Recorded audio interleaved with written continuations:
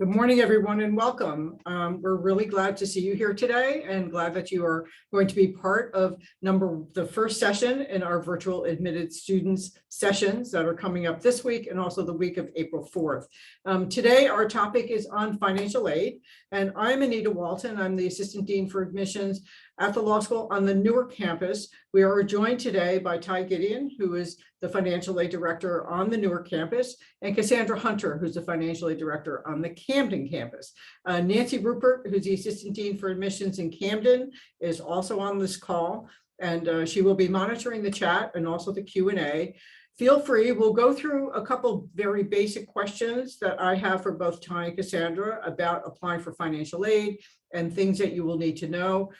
Feel free, please, to put your questions in the chat or in the Q&A. We will monitor what's going on in both the chat and the Q&A and bring those questions in, or if there are websites that you can visit, Dean Rupert will be putting those websites up in the chat.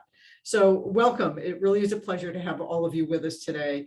We are recording this session, so it will be up on our website in a couple of days. All of us will be on there, but we do not see you. So unfortunately, we don't get to see you during the session, but we do know that you're all out there. So let's just dig right in. The first question is about, the basics about financial aid, which means that you do have to fill out a FAFSA, which is a free application for federal student aid. So Ty, can you take us through a little bit about where to find the FAFSA, what kind of information are they looking for? Some schools ask for parental information, Rutgers does not. Does that mean I should still fill it in? So tell us a little bit about your tips about the FAFSA. You can file a FAFSA. It's accessible in two ways. You can get to it on fafsa.ed.gov, or you can also probably access it through studentaid.gov.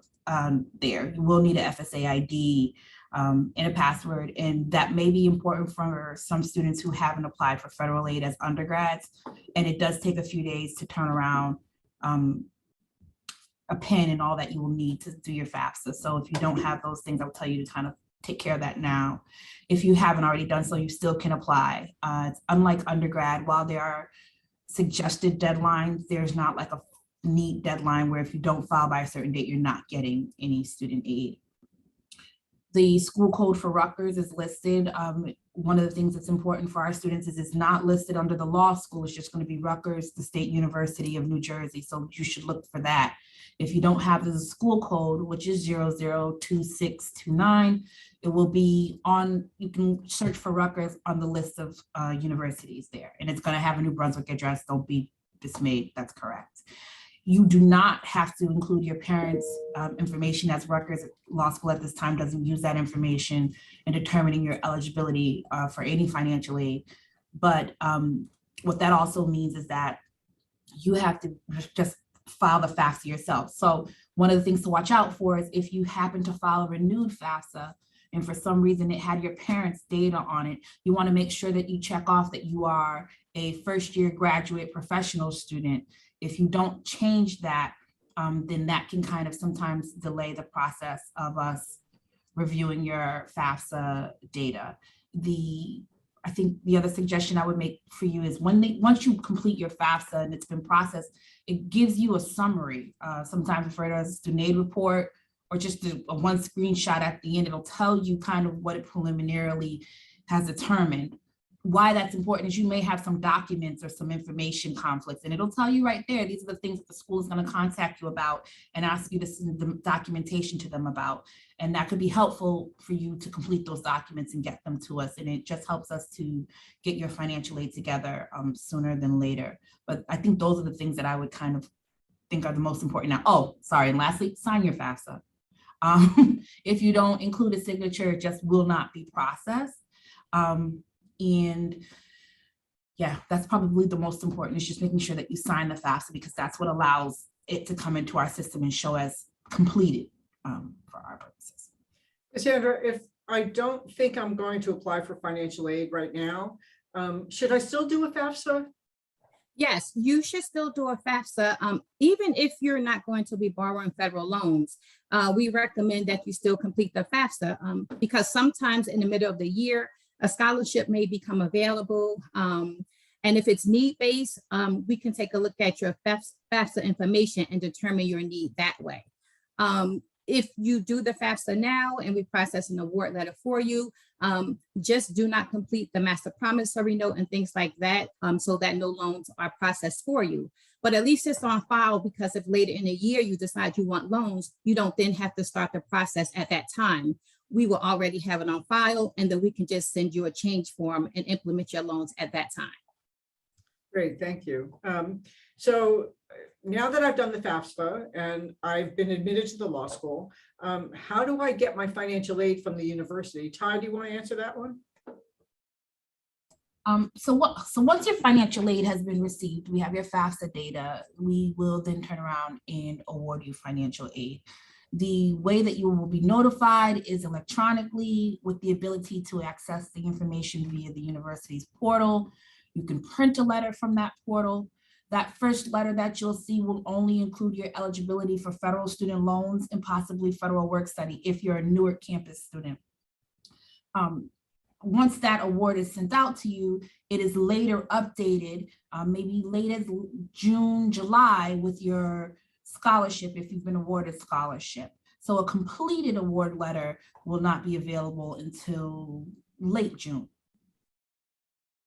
And why do they have to wait until late June before we really know how much financial aid we're getting? Cassandra, how about that? So like Ty mentioned, the initial award letter can possibly be earlier than June. That's going to depend on when you get your FAFSA.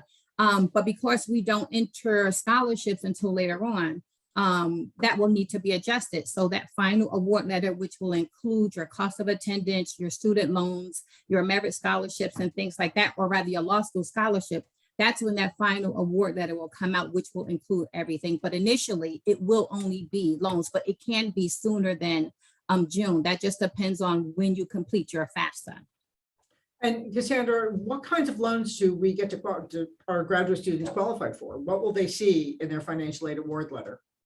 So for those who are familiar with the undergraduate financial aid process, you may have been used to the direct subsidized loans, which means the Department of Education pays the interest for you. At the graduate level, everything is unsubsidized. So your initial award letter will have the direct unsubsidized loan. Usually that is about $20,500 annually, unless in a previous education, like a master's program, you've maxed out on some of those funding. But initially you'll be awarded the unsubsidized loan. You will also have the chance to apply for direct plus loans, which means that your unsubsidized loan in combination with maybe a scholarship is not enough to cover like your tuition fees and possibly living expenses. So as a graduate student, you'll see a package of unsubsidized loans, but you'll have the option to then apply for either a federal graduate plus loan or a private loan. And there was a question that just came up in the chat about whether loan money can be used for housing as well, or is it just for the cost of tuition? Ty, do you want to answer that one? So federal student aid, which includes federal student loans and private education, and then in addition to those, private educational loans can be used for education related expenses. That includes housing, the cost of tuition fees, books, miscellaneous expenses and travel. That estimate for those figures is on the award letter. So once you're able to access the award letter in the portal, you'll be able to see your cost of attendance, and then there's a breakout of how much is allocated towards each of those expenses. Sometimes you can borrow what you need. Sometimes the cost of attendance won't be reflective of your exact expenses, but it will include whatever you anticipate your expenses to be. So if you want to be living on campus and you've indicated that on the FAFSA, your financial aid cost of attendance, and consequently your award, your eligibility is based on the fact that you want to live on campus and will be a full-time student. In another way, you can be a part-time student and you live off campus. If you've indicated that on your FAFSA, we then will award you based on living off campus and being part-time, enrolled part-time. It just will depend also on what you've put on the FAFSA. And I guess there's something to be said for that. That's just an initial determination. So perhaps if your plans change, then you just will need to notify us and let us know, I'm no longer planning to live off campus, or I'm no longer planning to live on campus. I'm changing my living arrangements. We will then in turn adjust your cost of attendance for financial aid purposes. There's generally nothing that cannot be updated, addressed, corrected, even after the initial award letter. So there's always a lag time when our tuition for the following year is finally decided. And some of that has to rest with the Board of Governors, who at their last meeting, which is normally end of June, early July, vote on tuition and fees.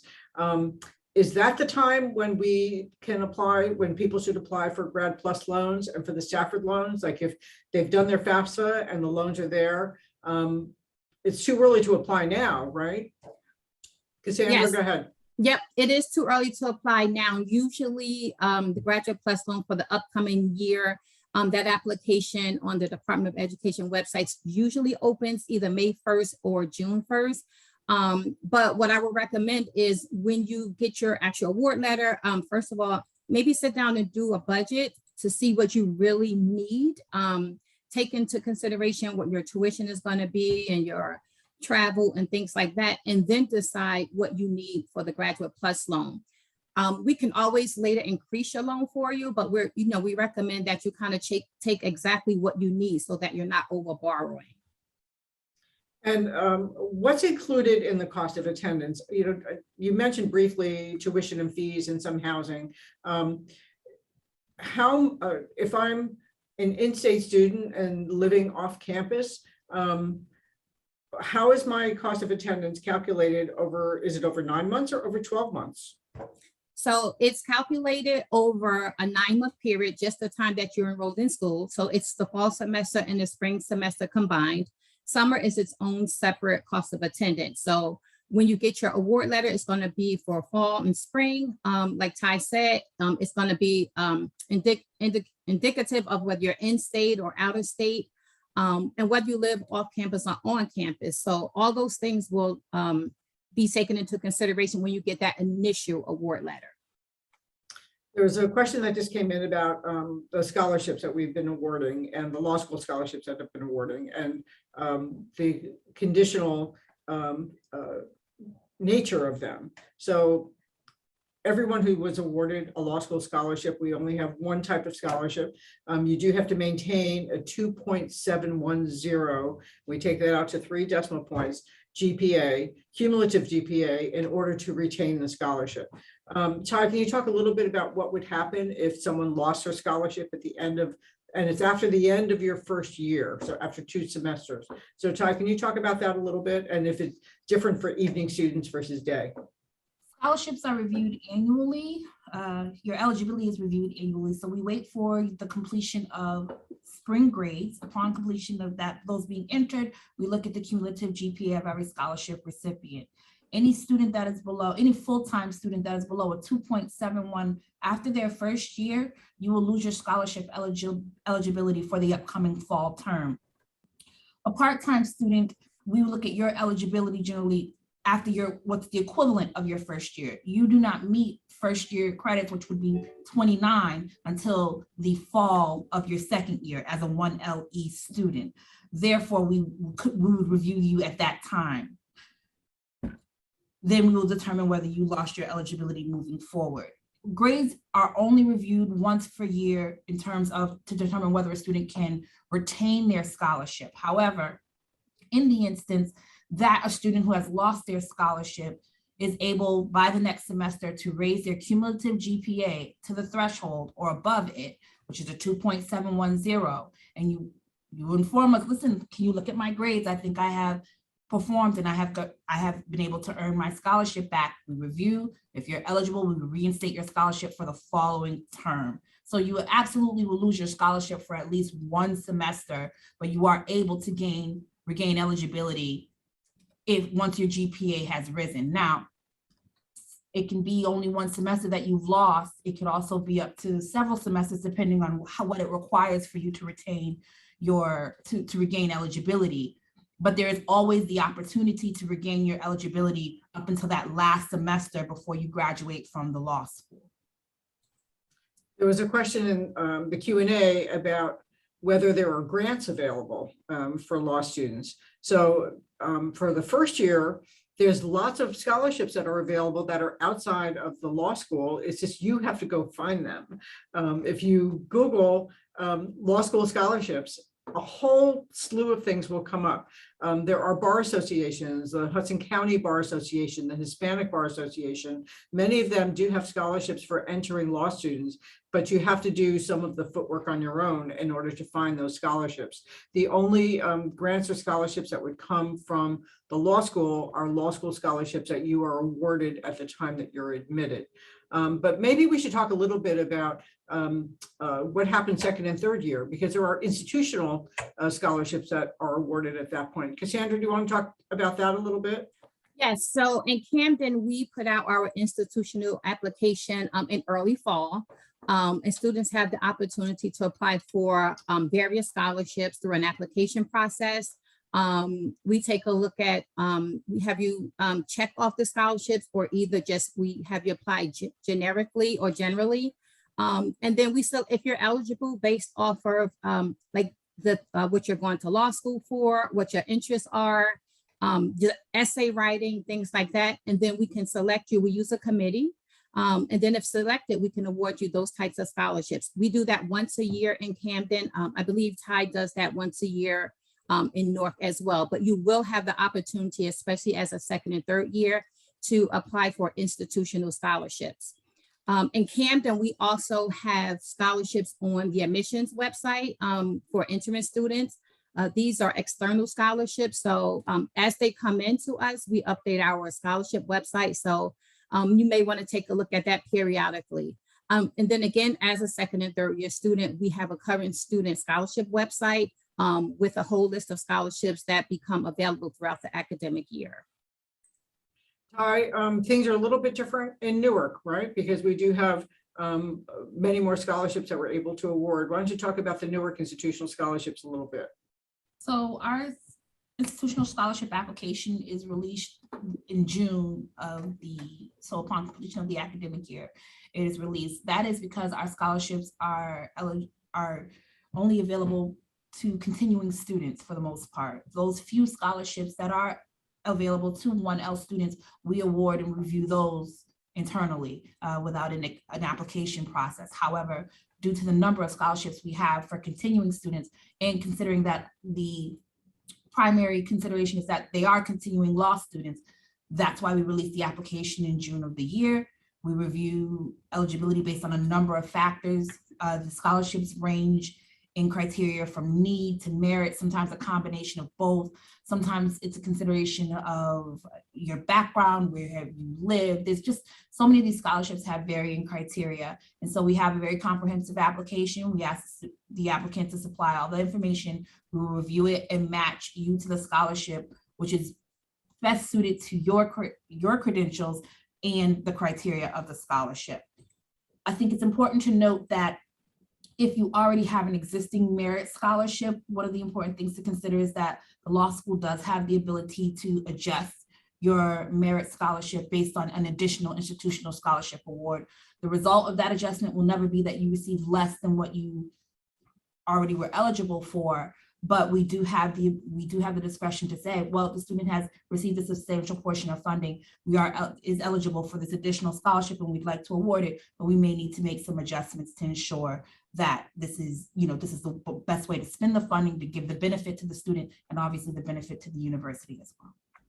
So there was a question about if people transfer from one campus to another, do the scholarships follow them? So on the law school scholarships that you've received as a first year student, they would follow you, whether you're in Newark or in Camden. But would that also hold true for an institutional scholarship? Like what if I'm in Newark and Ty, you awarded me an institutional scholarship, and then in the fall I say, oh, you know what, I think I want to go to Camden. And is that money going to follow me to Camden?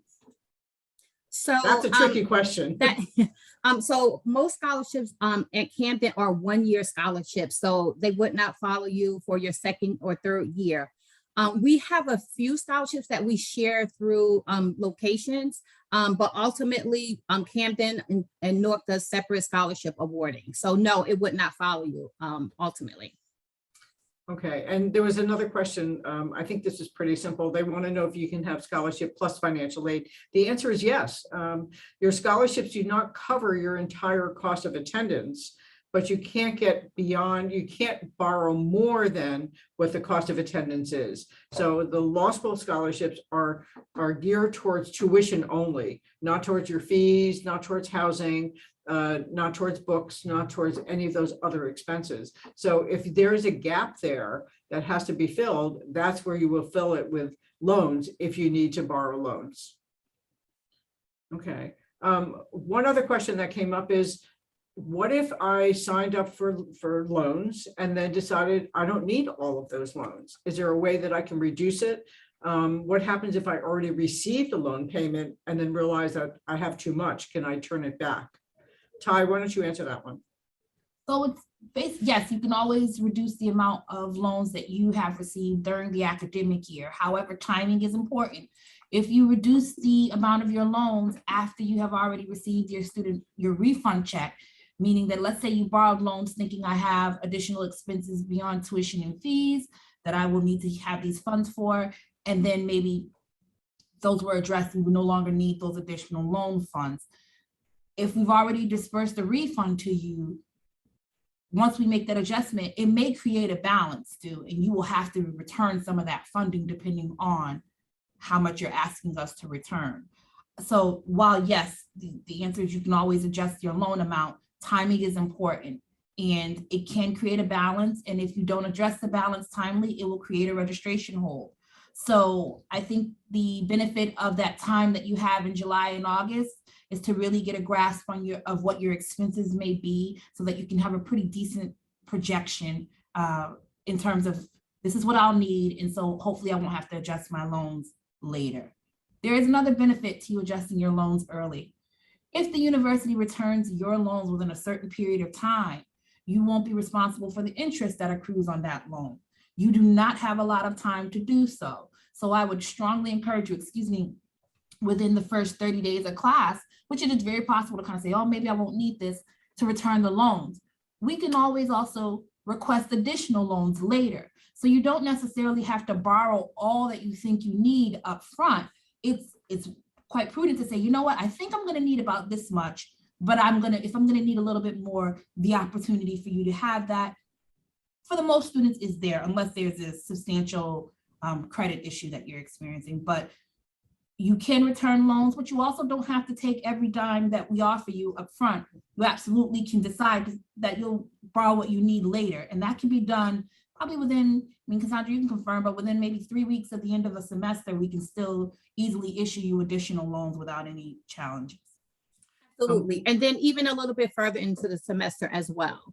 You just want to make sure that by, especially spring semester, if you need additional funding, you want to make sure you reach out to us prior to that semester ending. So definitely within maybe 4 to 6 weeks.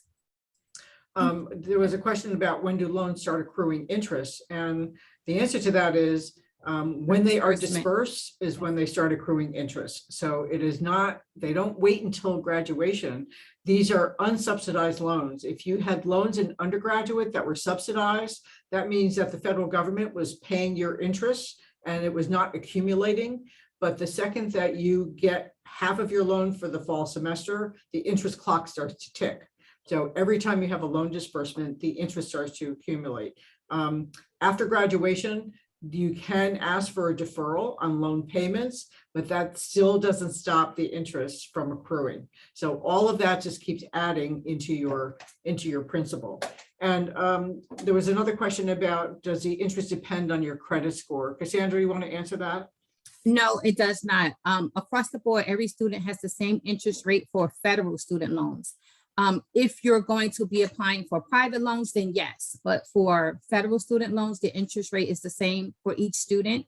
That interest rate goes from July 1 to June 30th of each year, with the possibility that the Department of Education will change that interest rate every July 1.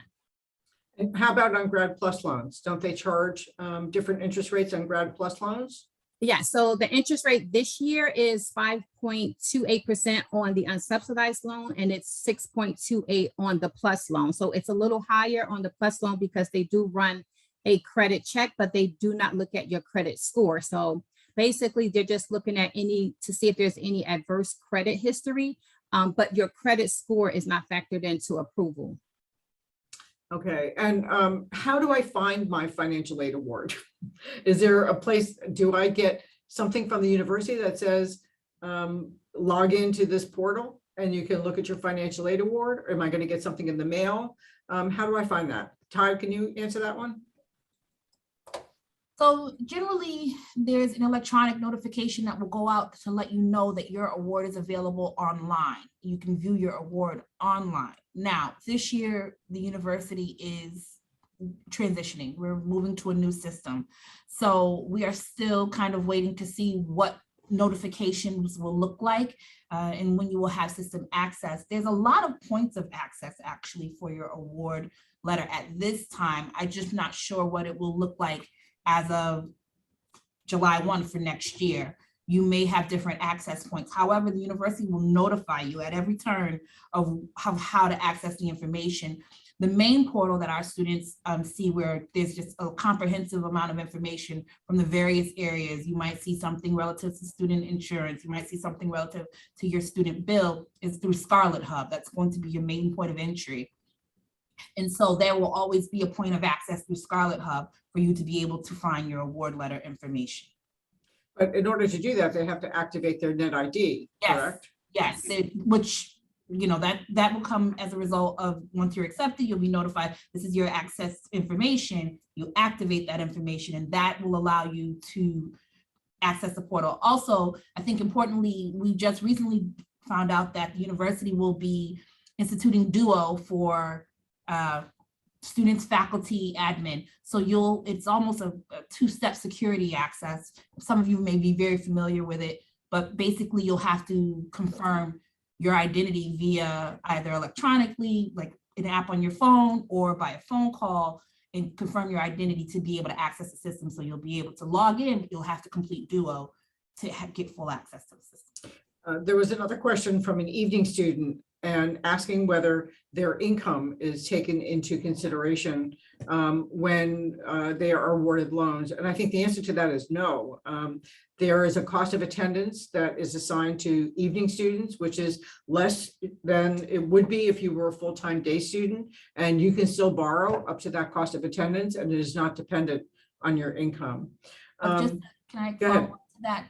The cost of attendance difference between day and evening is not the living expense portion. It's really just the tuition. So a student who is a part-time student will have the same allocation for living expenses if they're living off campus as a full-time student living off campus. The difference in your cost of attendance will generally be based on tuition amount. And if you did activate your net ID and a package has been created for you, the answer is yes, you will be able to see that package online through the My Scarlet Hub portal. I don't think they send anything by regular postage mail anymore. Everything is done electronically. I think the days of snail mail are really over. Okay, so let's move on just a little bit to the bills. And when am I going to have to pay for all of this? Cassandra, you want to speak about that?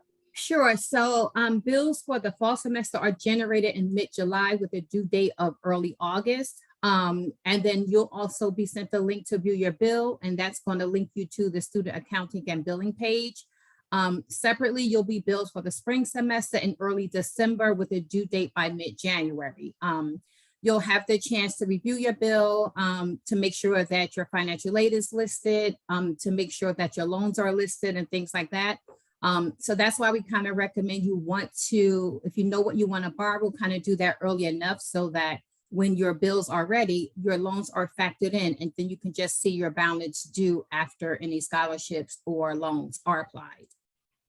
Yeah, I should add that the bills are generated based on credits that show in the university system. So in Newark and also in Camden, we will do your registration for you. So as a new student coming into Rutgers, somebody else has to do your registration and sign off on it. You can't just register yourself. So even for students who are current Rutgers or will be Rutgers grads, undergrads, you cannot automatically sign up for your courses. So once we try to aim when we put you into the system so that the bills here, at least in Newark, are not due until the middle of August, because as soon as they see credits in the system, it will generate that term bill. We want to make sure that the loans are in place, that there's no snafus going down the road. So I work together with Ty to make sure that, okay, we can now give our registrar all of the students and the tracks and all the credits that they're going to register for, and she will handle the registration, and then the term bills will get generated. We also need time to enter the scholarships, the law school scholarships, manually into each person's record. And we typically don't do that until after seat deposits come in, to avoid having to enter a whole lot of scholarships individually for people who are not going to be here. So if you do look at your financial aid award from the university in that portal, in the My Scarlet Hub portal, and you don't see your scholarship listed, don't worry, okay? It will be there, and it will absolutely be on your term bill. One other question that came up was about payment plans and whether the university has payment plans.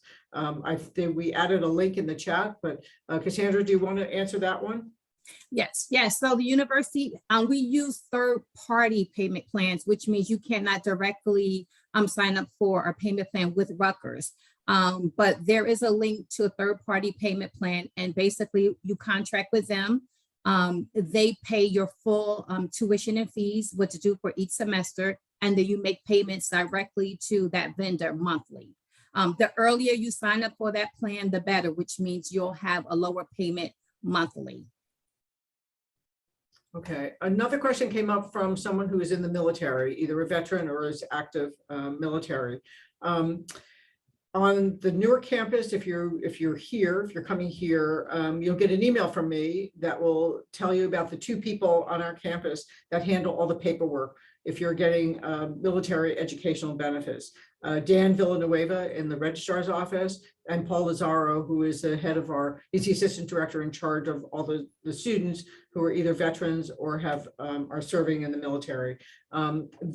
Those are the 2 people that will be your contact people for processing your paperwork. If you're a National Guard, New Jersey National Guard, and you are getting full tuition from the National Guard, the paperwork will go through them, because they also have to stamp it, certify it. I don't know what they do, but it's complicated paperwork, and they can help walk you through that. I did send that email out very recently, so check your spam. It might be in there. If you haven't gotten it, email me and I'll make sure that I resend it to you.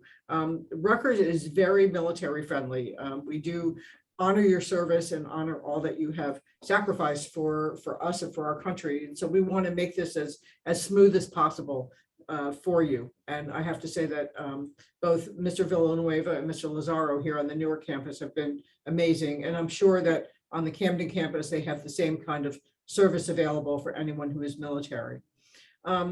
One other question that comes up often is that students who are interested in doing public interest and public service once they graduate have all kinds of ways that they can help pay off their loans. So Ty, can you talk a little bit about the loan repayment assistance program? And then Cassandra, maybe you can talk about the federal program that supposedly it's been complicated, but it's a program where after 10 years, your loans can all be forgiven. So Ty, why don't you start with LRAP? The loan repayment assistance program is for students who are in public interest, or excuse me, alumni, right, in public interest legal careers. So if you are in a qualifying career and you are a graduate of the Newark campus, we release an application and you may apply to receive funding. The funds are issued as a loan initially. It is a forgivable loan. And so we look at what your annual debt burden is, your law debt, that is, and we'll say, okay, well, this applicant has X amount of debt that they pay each year. And based upon the amount of funding that we have available, we may extend a no interest forgivable loan to the applicant as an award. Now, The caveat is, in order, you can participate up to 5 years. However, in order for the loan to be forgiven, you have to remain in qualifying employment for the following year. So if you applied, let's say this year, you'll receive an award, you'll pay for that for the next 12 months, considering, like, let's just say next September to July.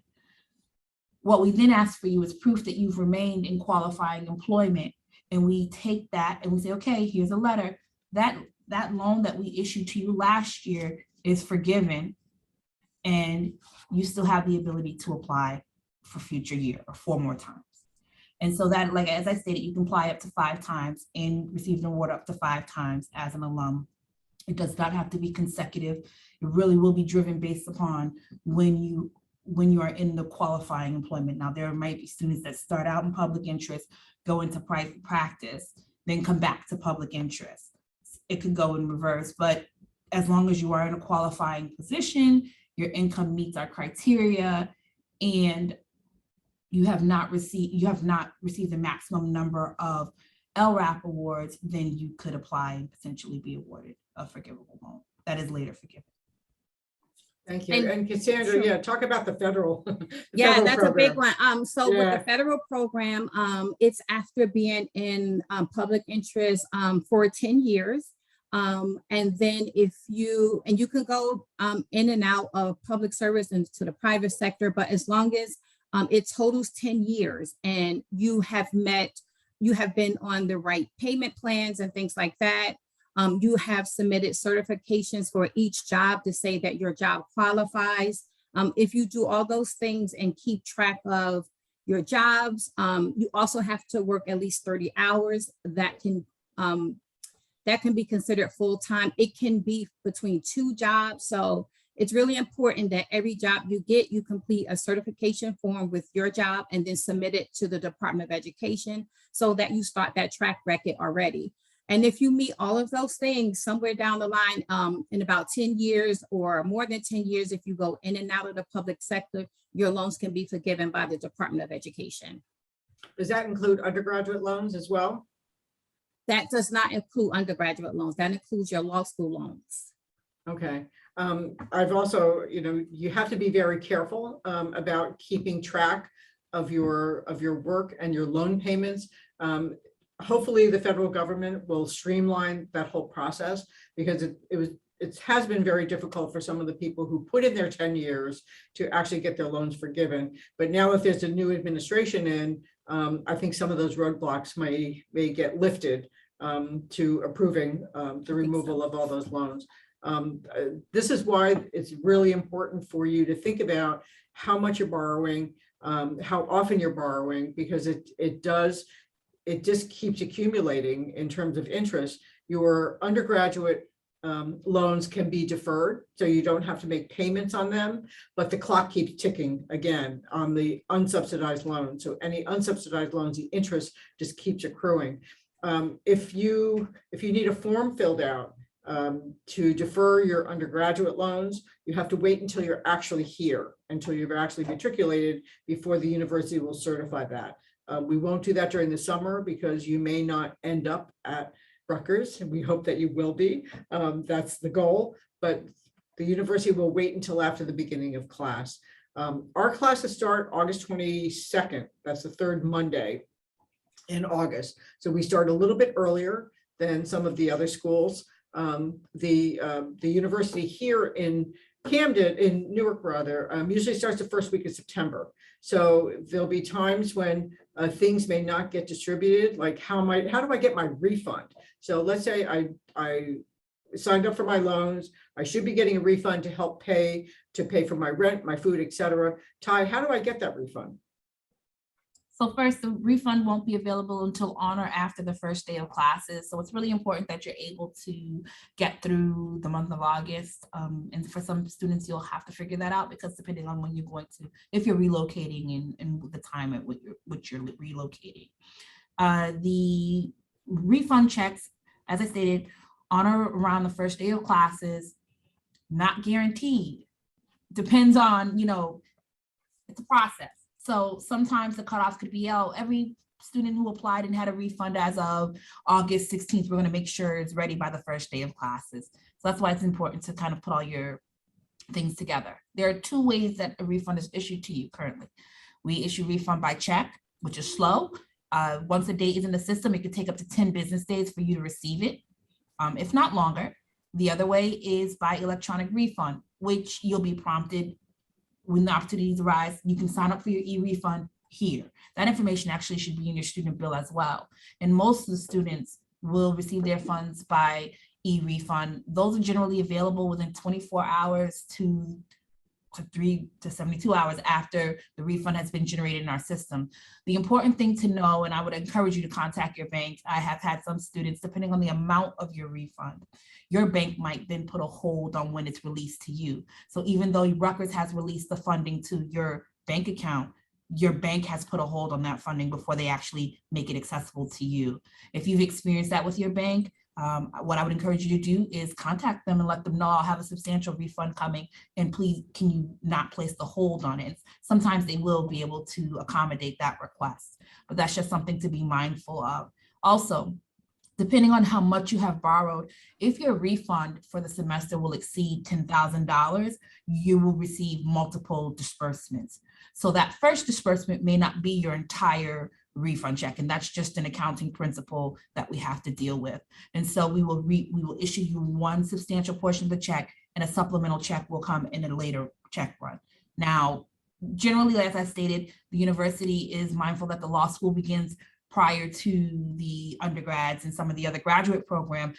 However, the processes may not be running as frequently. So once the university is in full operation, once undergrad classes begin, refunds run almost nightly. Prior to that, in those few weeks between when the law school starts and we're waiting for undergrad, they may run every few days. So that may impact how available the funds are to you. As I stated, make a plan for August. And if you're very concerned about receiving your funds as soon as possible, then make sure that by the end of July, early August, you know you've applied for all of your loans, you've completed all of your master promissory notes, and you signed up for e-refund. Just be mindful, if you're going to change banks, the system is not able to quickly accommodate those adjustments. So try to make sure that whatever account you put in for electronic refund is absolutely the account you plan on using and for those funds and to access those funds. If you change that, we can't do anything about that. And can I also say that any refundable scholarship will not be refunded via e-refunds. You'll get that for whatever, through the other process through admissions. So don't look for those together. I really want to encourage people to do the direct deposit and not wait for a check, because that is way down on the list of what student accounts or the business office is going to do. So please sign up for direct deposit so that you can get your refund quickly and it goes right to your bank. It's not lost in the mail. You're not moving in the middle of all of it and expecting that the mail is going to be forwarded and then worried about paying your rent. So please sign up for the direct deposit. It really works very, very well when everything, when all the gears start moving along. Also on your bill, you're going to see excuse me, you're going to see a charge for health insurance.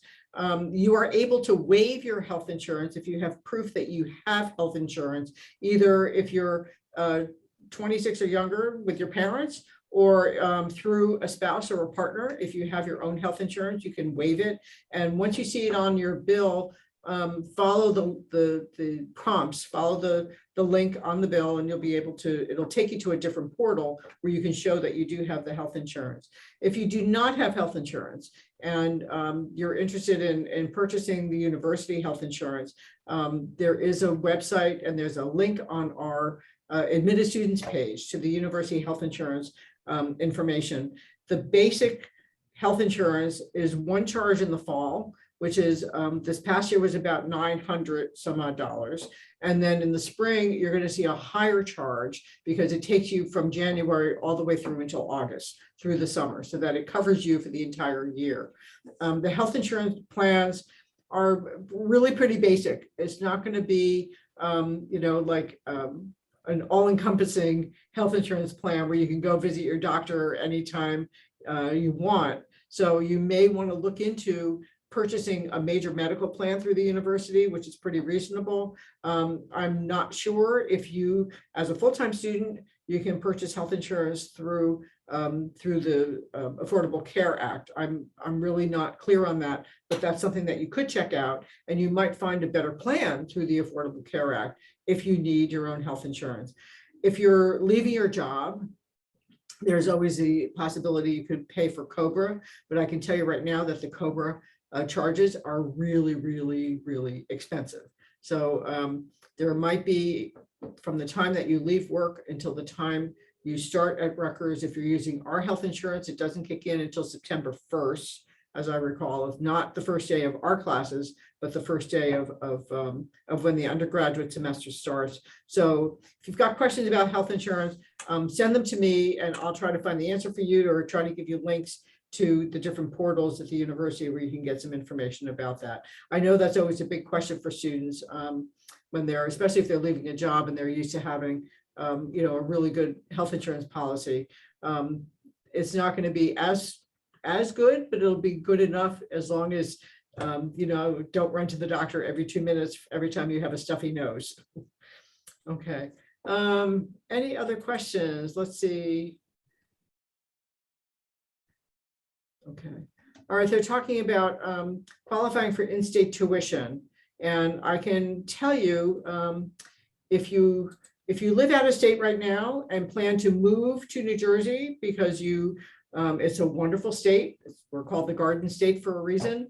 And it'll also lower your tuition charges. Contact either myself or Nancy Rupert, my colleague in Camden, and we'll explain to you what you need to do in order to establish residency in New Jersey. So basically you are giving up your domicile wherever you're living now, and you are becoming a full-time resident of New Jersey, which means if you have a car, changing your car registration and also getting a New Jersey driver's license, besides getting a lease, a 12-month lease.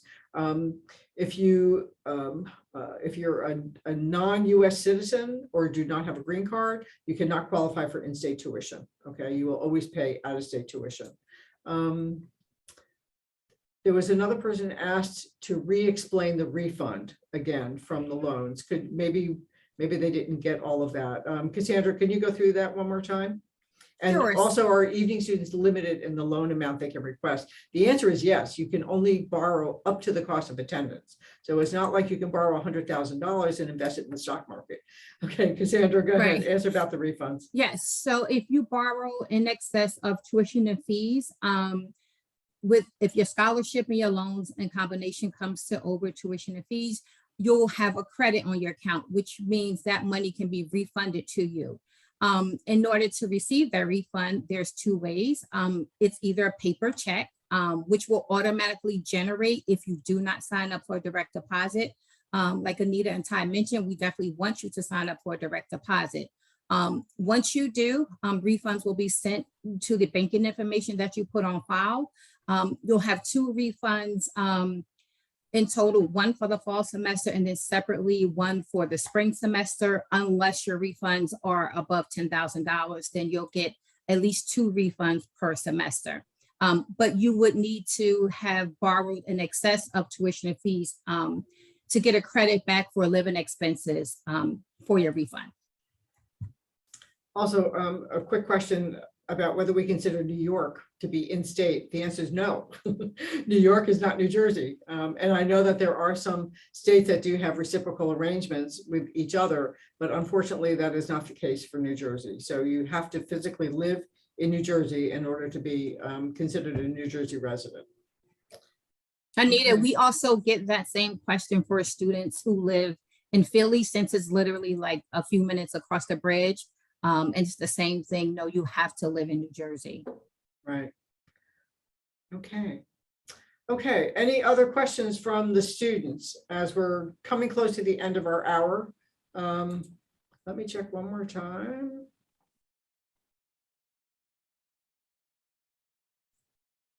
Okay. There was a question about whether a student living in on-campus housing qualifies for in-state tuition. If you do want to live on campus, it is a 12-month contract. And yes, that can count for on campus for in-state residency. However, you absolutely need to switch your driver's license. And if you have a car, change your car registration. And at the time that you do that at motor vehicles, you can register to vote in New Jersey. So you can never use an out-of-state address for anything. And I've been through this with other students before where they have, well, I'm living in Lyndhurst, but I kept my mailing address in New York because I'm worried about getting my mail.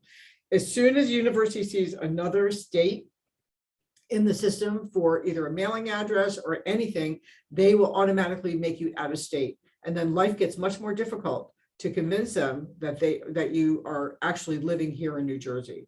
So that's an important thing to note. And any other questions about residency, just send them to myself or Dean Rupert by email, and we'll be happy to answer all of that for you. There was a question about receiving your initial award letter again. You will be able to, first you have to activate your net ID. You'll be able to log into a portal called My Scarlet Portal. You'll get a notification from the university that your financial aid is ready, and you'll be able to view your financial aid. Let's see, and the seat deposit deadline is not negotiable. It depends on people who have been admitted since December. Your deposit deadline is April 15th. And very recent admits, people who were just admitted like last week, your deposit deadline is May 1st. It's a $300 seat deposit.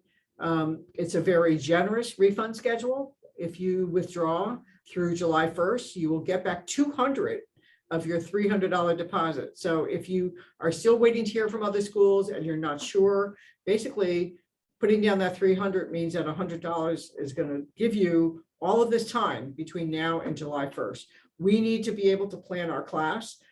It's unfair to keep people hanging on the wait list, or if new files come in that we want to admit, but we don't know how many seats are taken. So it's unfair for them to let people who have gotten their admit letters and are ready to go to just keep hanging us on. Because there may come a time, and this happened last year, when we were very overbooked, and there were a couple of students who showed up who had not paid their seat deposit in April, and they showed up at the end of May asking to pay their seat deposit, and I had to put them on the wait list because I literally did not have room for them. So if you are at all considering coming to Rutgers, and I hope you are, and I hope you will, please pay attention to the seat deadline, to the seat deposit deadline. Okay. Can they expect their FAFSA award around mid-July? If you're talking about the refund that you're going to get from your loans, that's not going to happen until after you're here. Okay. You should, if you have filed your FAFSA already, you should be able to see, once you activate your net ID, you'll be able to see what financial aid you are entitled to, including loans that you're entitled to. So I'm not quite sure what you mean by your FAFSA award, but I think that's what you mean. Another question about whether we'll be allowing tours in person soon. That's a good question. As of April 7th, we do not have to wear masks in public areas in the building. However, every student in the classroom does still have to wear a mask.